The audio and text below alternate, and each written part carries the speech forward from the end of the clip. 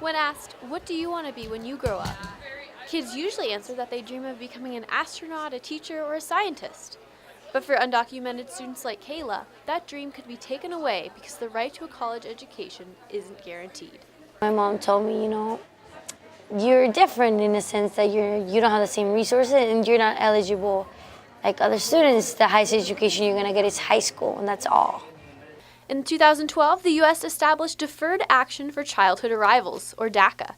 Thousands of undocumented students apply every year, but not all students fit the requirements.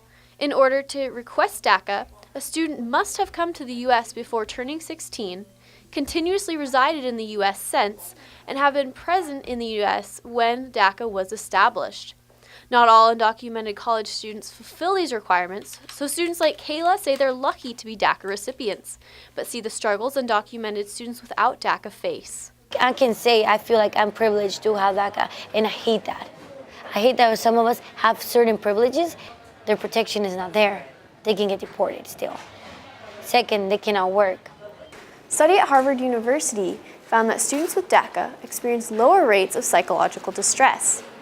Identity plays a large role in this because students with DACA are given temporary social security numbers, which give them a place in society and protection from deportation.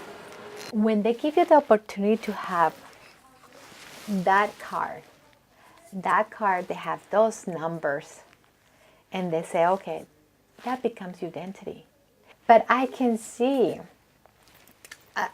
clear that the people that have DACA have that enthusiasm, they have that identity, versus the other ones that, they keep waiting and hoping. Pattinson added that students without DACA must pay out-of-state tuition, cannot apply for loans or receive federal scholarships, and aren't able to work for most companies.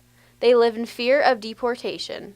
Normal college activities are risky, and all undocumented students, including those on DACA, are discouraged from studying abroad because they risk re-entry problems. All these factors cause undocumented students to feel isolated. If you don't have a sense of community, if you don't have a support network, when you're hit with the normal stresses of college, they may just start to build up and become, sort of feel unmanageable.